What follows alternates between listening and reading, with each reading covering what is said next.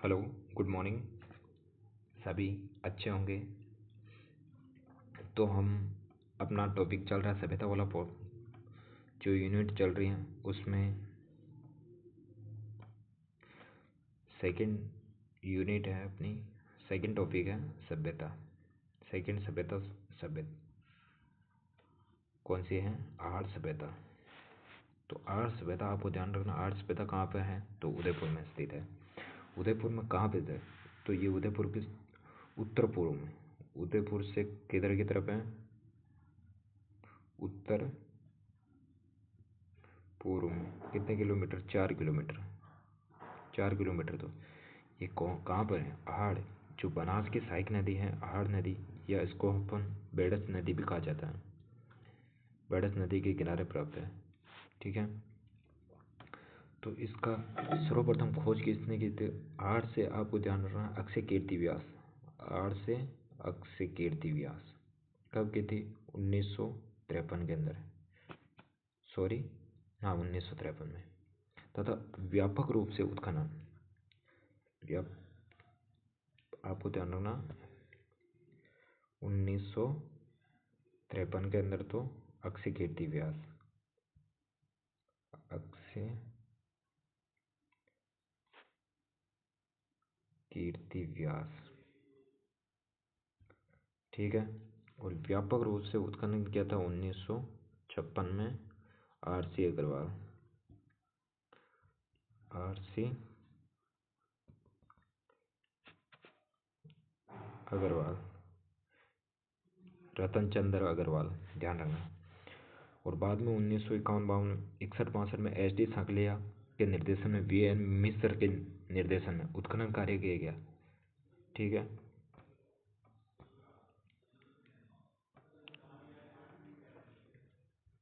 अब अपन को इसको थोड़ा सा मैं शॉर्ट में जल्दी आपको रिवाइज करवा देता हूँ।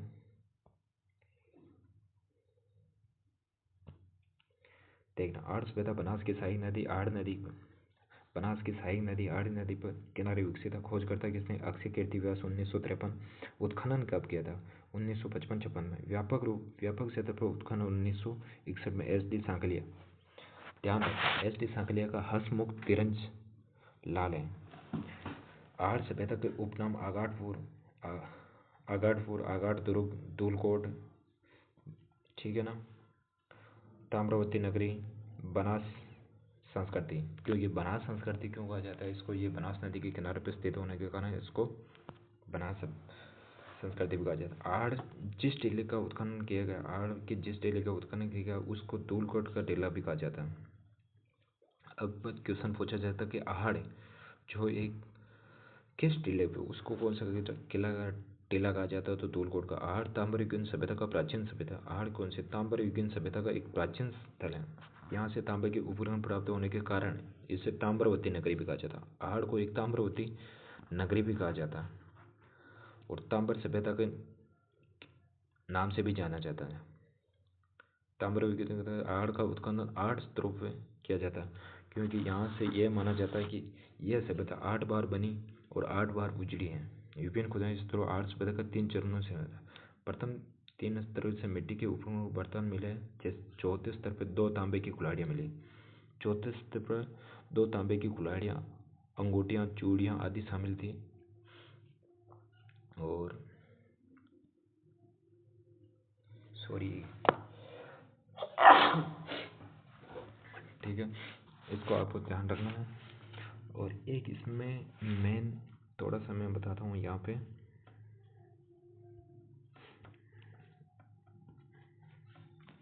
आर्य सभ्यता क्या थी? एक गैर सिंधु सभ्यता का स्थल था। ये पे मोस्ट लगा के आप ध्यान रखना, एक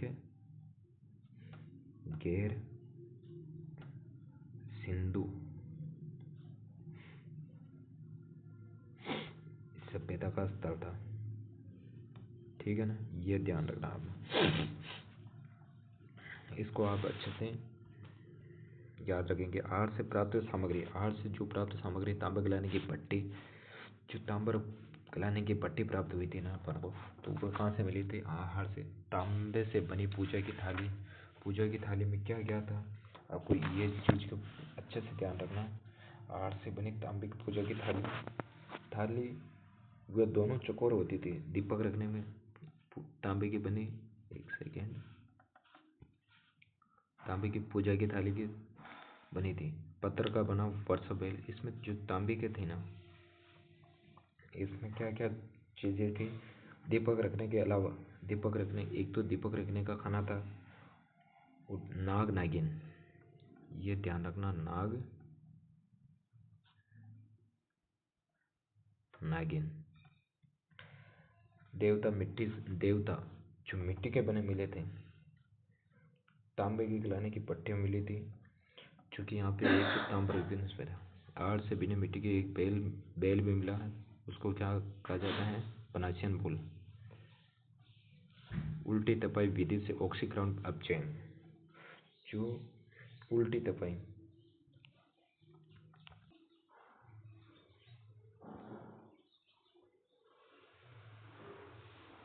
कहाँ तक पहुँची?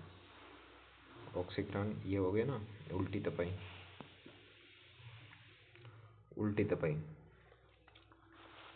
बर्तन उल्टी तपाई बने थे मर्दबांड। सबसे अधिक मर्दबांड कहाँ से मिले थे? अपचयन और मर्दबांड बनाने के प्रमाण मिले थे। इनका रंग लाल व काला था। इनका रंग कौन सा था? लाल व आड़ से एक साथ 6 चूल्हे, यानी इसका संयुक्त परिवार की प्रथा प्रचलन का अनुमान लगाया जाता है, क्योंकि एक साथ 6 चूल्हे हैं तो वहाँ पर आपको पता है कि अगर 6 चूल्हे मिलेंगे तो एक संयुक्त परिवार की 2 मुंह का चूल्हा भी प्राप्त हुआ। एक चूल्हे पे मानव की हथेली, एक चूल्हे पे मानव की हथेली भी थी। 2 मुंह का चूल्हा, 2 मुंह का चूल्हा और मानव की हथेली वाली।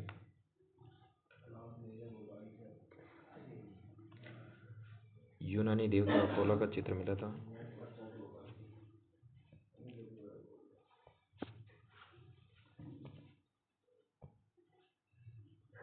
यूनानी देवती अपोलो का चित्र का उत्खनन मिला था। त्रिशूल के चित्र मिले थे। आहार से प्राप्त मुद्राओं पे तापीय सोम पतिलासा के नाम से उत्खनन मिले। लेपिस लाजुली के परिणाम व्यापारिक मुद्रा, यानी कि आर्य सभ्यता एक व्यापारिक मुद्रा थी। यहाँ का व्यवसाय एक व्यापारिक था। आर्य सभ्यता ग्रामीण सभ्यता का स्थल था। जो आर्य सभ्यता एक ग्रामीण सभ्यता थी, जबकि कालीबंगा सभ्यता ग्रामीण प्लस नगरीय सभ्यता दोनों के प्रमाण मिलते थे। आड़ एक ग्रामीण सभ्यता का स्थल है। यहाँ से भवन निर्माण के मूलतः पत्थरों का प्रयोग किया जाता तथा कुछ जगह धूप में सूखी हुई, कुछ जगह धूप में सूखी हुई ईंटों का प्रयोग किया जाता है, जबकि कालीबंगा में कच्ची ईंटों का प्रयोग किया जाता है। पत्थर के प्रयोग के कारण पाषाण युगीन स्थल भी कहा जाता है। ठीक है। और आड़ सिंधु घाटी सभ्यता का स्थल नहीं था। मैंने बताया ना ऊपर, आड़ सिंधु घाटी एक गैर सिंधु घाटी सभ्यता का स्थल है, तो ये सिंधु घाटी सभ्यता का स्थल नहीं था। अनाज बनने के 2 मिट्टी के पात्र मिलते हैं, जिसे गोरे व बकोट कोटे कहा जाता है। ये क्वेश्चन आपको बहुत ही मोस्ट इंपॉर्टेंट है। जो अनाज रखने के होते हैं ना, उसको क्या कहा जाता है? गोरे बकोटे। माप तोल के बाद चक्की के सील बट्टा ये मिले थे। व्यापार वाणिज्य के प्रमाण मिले। यहाँ से आहत सिक्के इंडो ग्रीक शासकों के सिक्के मिले हैं। आहत सिक्के लेख वियन है। और मैं अब यहाँ पे आपको कुछ जानकारी दे देता हूँ छोटी छोटी शॉर्ट में।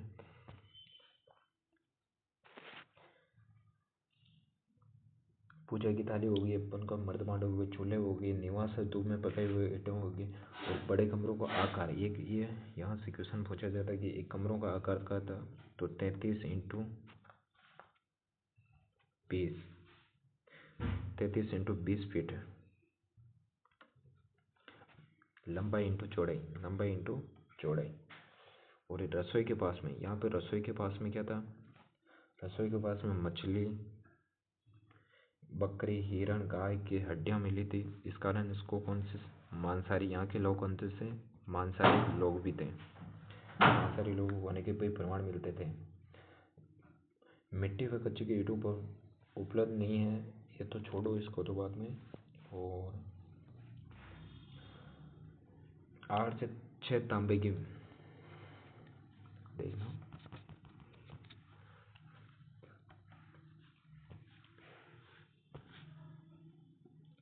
6 तांबे की यूनानी मुद्रा, तांबे की यूनानी मुद्रा।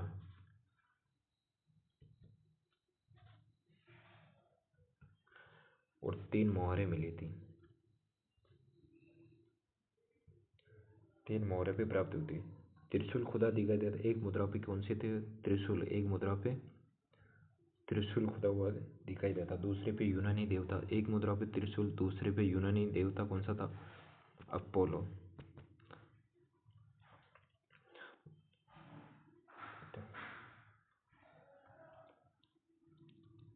अपोलो का चित्रपिता। लेपिस लाजुली लाजवाब प्राप्त होता है, इस कारण यहाँ से एक लेपिस लाजुली जो है ईरान से संबंधित थे, जबकि कालीबंगा कहाँ से थे, मेसोपोटामिया से। मानव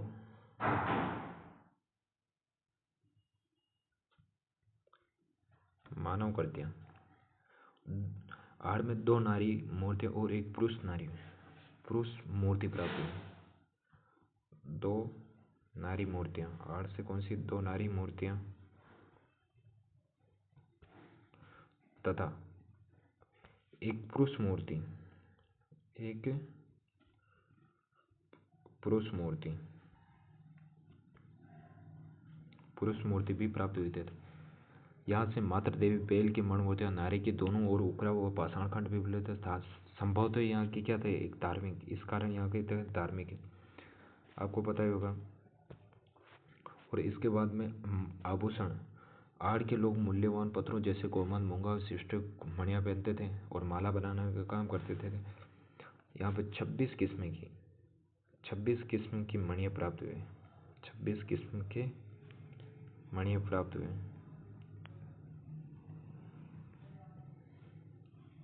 मणियाँ प्राप्त हुए थे। आदिवासी ताम्र व मिट्टी से निर्मित कर्णपूर्ण चूड़ियाँ पहनते थे। करसी, अब ये आपको एक चीज़ ये ध्यान रखना, करसी। तो कालीबंगा वाले क्या थे, गेहूँ, कालीबंगा वाले ध्यान रखना गेहूँ, जौ और बाजरा, जबकि यहाँ पे कौन सा था, गेहूँ, ज्वार और चावल की खेती। और चावल कौन से मिले थे, यहाँ के चावल जो वर्तमान में देहरादून से प्राप्त होते हैं, सर्वश्रेष्ठ किस्म के चावल, वो वाले चावल की किस्म के यहाँ से मिले थे। व्यवसाय कौन सा था इसका, रंगाई छपाई के कारण तोल बटा रंगाई छपाई का था। तांबा के लेने की थी, पशुपालन आदिवासियों की अर्थव्यवस्था का आधार था। यहाँ पे भी आभूषण, यहाँ पे आभूषण सहित है, शरीर को कैसे काटते थे, आभूषण सहित, आभूषण सहित, आभूषणों के साथ है, सब को काटते थे। और ये ध्यान रखना आपको, ये उत्तर और दक्षिण, शरीर को ऐसे काटते, जो शरीर कहाँ पे था, उत्तर की ओर, पैर कहाँ पे थे, दक्षिण में, ये चीज़ ध्यान रखना है। और जो पानी को शोषण, मकानों में पानी निकालने के लिए गहरा खड्डा खोदकर मिट्टी के घड़ों से ऊपर रख कर एक पानी को, जो मकानों से पानी निकाला जाता है, उसको चक्कर कूप कहा जाता है। उसे क्या कहा जाता है, चक्कर कूप, ठीक है। अब ध्यान रखना, आड़ एक मेन पॉइंट पे आड़ है, तो अपन आड़ को लिखने की कोई समय बार बार आड़ लिखने की कोई ज़रूरत नहीं है। आड़ क्या थी, एक ग्रामीण सभ्यता थी।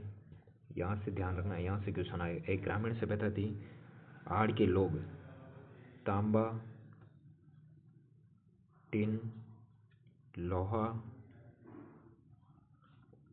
और सोने से तो क्या थे, परिचित थे, जबकि किससे परिचित नहीं थे, चांदी से परिचित नहीं थे। इनसे तो क्या था, परिचित थे, जबकि इनसे नहीं थे। आड़ के लोग दक्षिण पश्चिम राजस्थान के प्रथम किसान थे।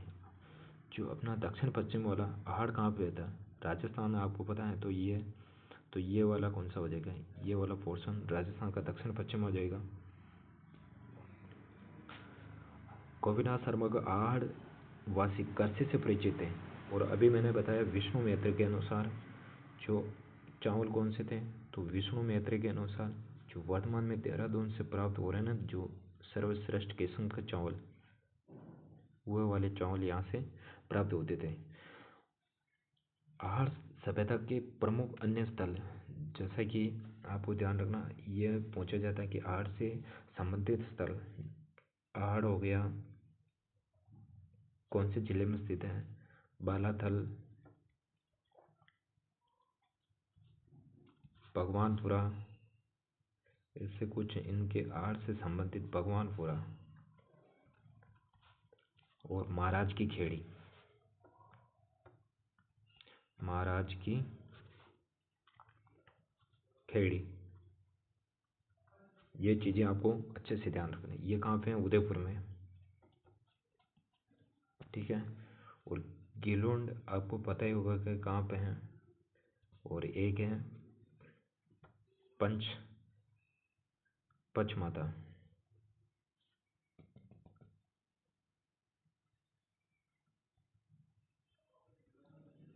ये दोनों कहाँ पे हैं? अब रहा संबंध, ठीक है। और ओजियाना, दो सभ्यता और हैं इससे संबंधित, एक ओजियाना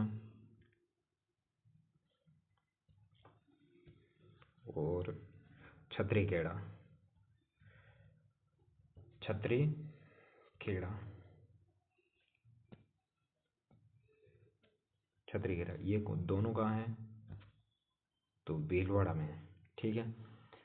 इस चीज़ को आप देना। और आहड़ का संपर्क कहाँ कहाँ से था, कौन कौन से सभ्यता, जैसा कि मेसोपोटामिया में तो होगी, ईरान से, मेसोपोटामिया तो कालीबंगा से होगी, जबकि आहड़ का ईरान से संबंधित तो अपन समझे, लेकिन भारत की और कौन सी जो आसपास की सभ्यता थी, इनका संपर्क कहाँ कहाँ से था? तो ध्यान रखना, आहड़ का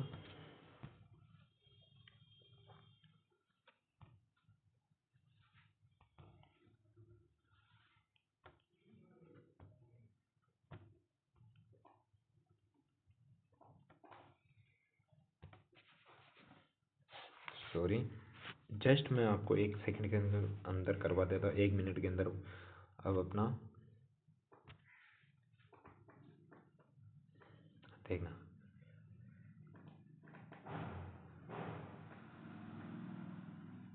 नवादा टोली,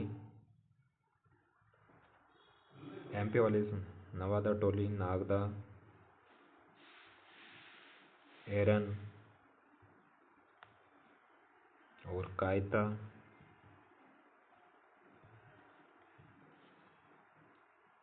ये कहाँ पे हैं? तो एमपी। और एक है अपना कच्छ।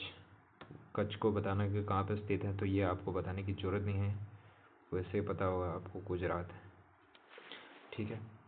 तो आपको अब अच्छे से ध्यान पता चलेगा कि अपना जो मैंने कालीबंगा सभ्यता बताई, उसके बाद में आहड़ सभ्यता, दो सभ्यता कंप्लीट हो गई अपनी। अगली अपन गणेश्वर सभ्यता के बारे में चर्चा करेंगे। और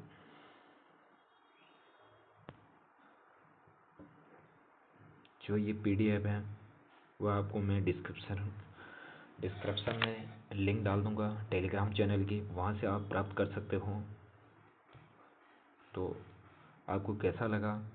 अगर अच्छी लग रही होगी अपनी जो ये सभ्यता वाली एक सीरीज चालू की थी मैंने सीईटी वालों के लिए, और जितने भी आने वाले राजस्थान में सभी एग्ज़ाम, सी स्पेशल अभी विशेष तौर पे सीईटी वालों के लिए है, जैसे कि आने वाली वीडियो होगी, कोई भी भर्ती होगी, राजस्थान पुलिस, सब में ये क्वेश्चन आपको 100% सभ्यता वाला से देखने को मिलेगा। तो हमारे चैनल पे जुड़े हैं अब, तो लगातार आपको कुछ ना कुछ अपडेट मिलता रहेगा। इसके लिए आपको सबसे पहले चैनल को सब्सक्राइब करना है और अपने दोस्तों के साथ में शेयर करना है। छोटा चैनल है, लेकिन मैं हार नहीं मानूंगा, क्योंकि आप हमारे साथ में जुड़े हैं तो कुछ ना कुछ आपको सीखने को मिलेगा और मेरे को थोड़ी बहुत एनर्जी मिलेगी। जो आपका एक सब्सक्राइब होगा तो मेरे को भी कुछ एनर्जी मिलेगी और मेरे को कुछ नया करने का जज्बा प्राप्त होगा। तो मैं इसी के साथ में ये वीडियो यहीं पर समाप्त करता हूँ और मिलते हैं जस्ट गणेश्वर सभ्यता के बारे में चर्चा करेंगे। और कुछ डाउट हो, कुछ समझ में नहीं आ रहा हो, अगर कुछ मैटर में प्रॉब्लम आ रही हो कुछ समझाने में कोई तकलीफ आ रही हो, समझने में कुछ भी हो, तो कमेंट बॉक्स आपके लिए खुला सेशन है, वहाँ पर आप कमेंट कर सकते हैं। उसका मैं संतुष्टपूर्वक आपको जवाब दूंगा।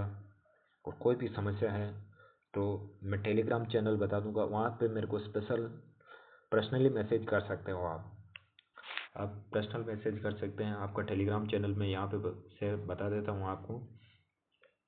आप जहाँ पे सर्च करेंगे तो गोपाल जाट डैश लगा के चार्ट लिख के पीछे 8 कर देना, ठीक है।